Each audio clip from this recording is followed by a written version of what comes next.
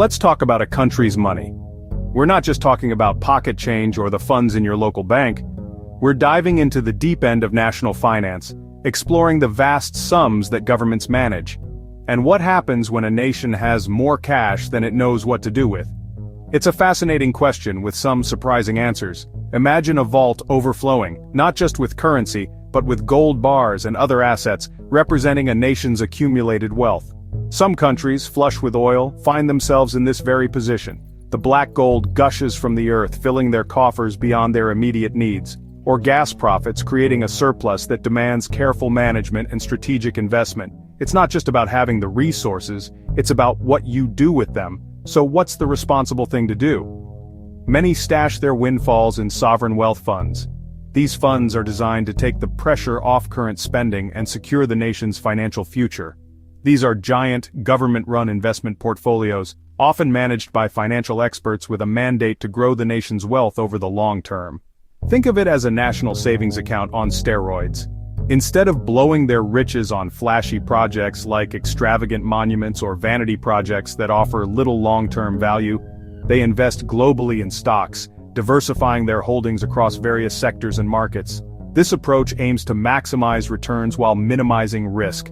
Bonds and real estate spreading their investments across different asset classes to create a balanced and resilient portfolio, building a financial cushion for the future, ensuring that the benefits of today's resources extend to generations to come. It's about long-term financial security and stability. Norway is the poster child for this prudent approach to wealth management. They've become a global leader in responsible investing. They took North Sea oil money, a finite resource, and transformed it into a perpetual source of national wealth, and created a fund, now one of the largest sovereign wealth funds in the world, with holdings spanning the globe. So every Norwegian, now and in the future, benefits from the country's natural resources. It's a model of intergenerational equity.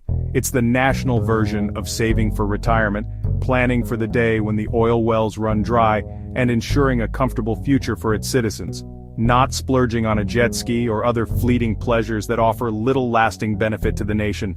These funds are now global powerhouses, wielding significant influence in financial markets around the world, controlling trillions of dollars in assets, making them major players in the global economy, and quietly owning pieces of everything from tech companies in Silicon Valley to infrastructure projects around the globe, to airports and countless other businesses and assets that underpin the global economy. Their job? Be boring, stable, and responsible, prioritizing long-term growth over short-term gains.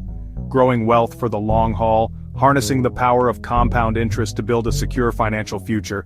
It's a long-term game requiring patience, discipline, and a strategic vision. And most countries try to keep politics out of it, recognizing that these funds are too important to be subject to short-term political pressures. But what happens when someone with a taste for the dramatic, someone who isn't afraid to shake things up, wants to create one for America? What happens when national interest clashes with global investment strategies? Enter a new proposal, a bold idea that could reshape the way America manages its wealth. That could turn this sensible idea on its head, potentially disrupting global markets and challenging the established norms of sovereign wealth management. And that's where things get interesting as we delve into the potential implications of this new approach and the political forces that could shape its future. Enter Donald Trump with a plan for an America's Future Fund, a sovereign wealth fund, but with a distinctly American twist. The pitch: invest in American industries, generate big returns, and funnel the profits back to citizens through tax cuts, debt reduction, or even direct payments. It's sold as a way to make every American a shareholder in the nation's success. But unlike traditional funds, this one would be a tool of national policy, investing in strategic industries, propping up favorites, and acting as a government-run private equity firm. It's less about slow, steady growth, and more about bold, patriotic bets. The vision: a government that doesn't just regulate the economy, but dominates it as an investor. It's a radical shift from free market capitalism wrapped in the flag. What could possibly go wrong? Let's find out. So, where does the money come from to fuel this ambitious plan? It's a question that demands a closer look, as the source of funding often dictates the true nature and potential consequences of any large-scale initiative. Understanding the financial underpinnings is crucial to assessing its viability and long-term impact. Unlike Norway, a nation that has strategically invested its oil wealth, The US doesn't have a giant surplus readily available. Instead, it often grapples with budget deficits and a growing national debt, making the search for funding sources all the more critical and potentially controversial. The plan proposes to fund the America's Future Fund with tariffs, expanded resource extraction, tapping into the nation's reserves of oil, gas, and minerals, and selling public assets, essentially conducting a national garage sale. Tariffs, taxes on imports, are presented as a way to generate revenue, are pitched as making other countries pay, seemingly shifting the financial burden, but in reality, American consumers foot the bill, as businesses often pass these costs onto their customers through higher prices. Next, the proposal suggests opening up more federal land and waters, including national parks and offshore areas, for oil, gas, and mining, potentially impacting delicate ecosystems and natural habitats, funneling profits generated from these activities directly into the fund. It's like selling off your family heirlooms, valuable possessions passed down through generations, to fund a risky investment, a venture with an uncertain outcome and potentially significant downsides. Finally, the government could auction off non-essential public assets, properties and resources deemed not critical for public service, buildings, maybe even public lands, raising questions about long-term access and preservation. Unlike other countries that use surplus revenue accumulated through responsible fiscal management, this plan creates new, controversial revenue streams, relying on methods that have potential drawbacks. By taxing shoppers and selling public goods, essentially shifting the financial burden onto everyday citizens and future generations. It's not building a future, it's not a sustainable approach to long-term growth and prosperity, it's mortgaging the present, sacrificing current well-being for the promise of future gains. The environmental and social costs, the potential damage to ecosystems, communities, and public health, enormous.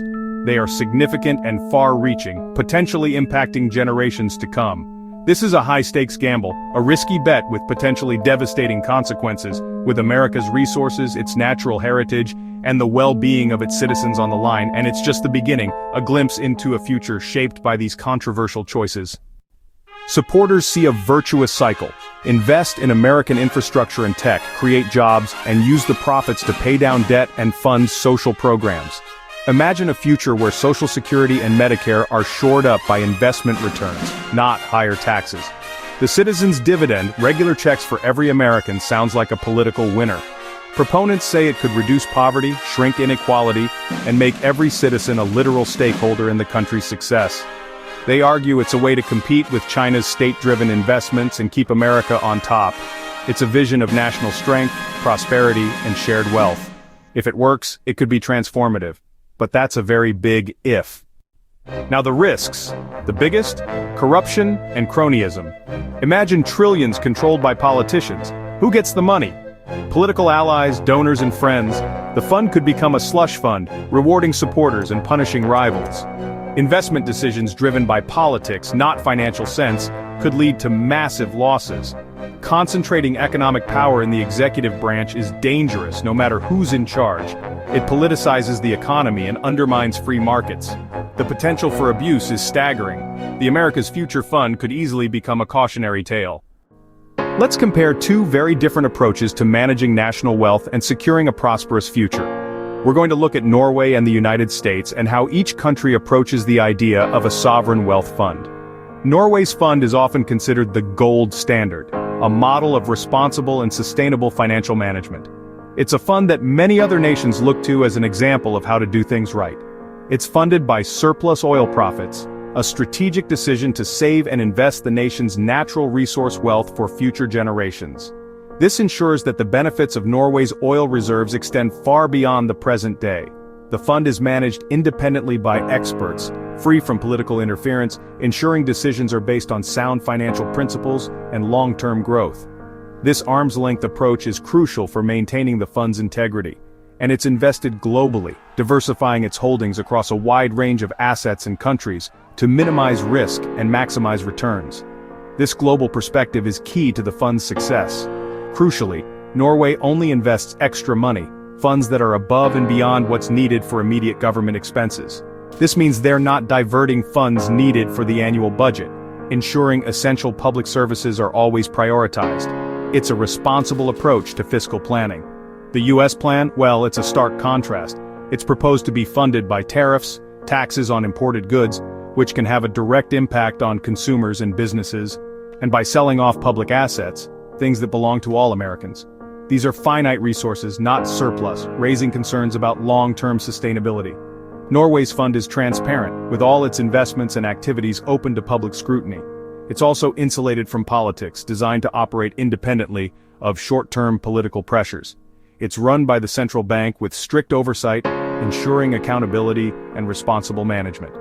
Every investment is public, allowing citizens to see exactly where their nation's wealth is being allocated, and the fund is carefully designed to avoid distorting Norway's own economy, preventing it from becoming overly reliant on the fund's activities. The American proposal? It raises serious questions about transparency and independence.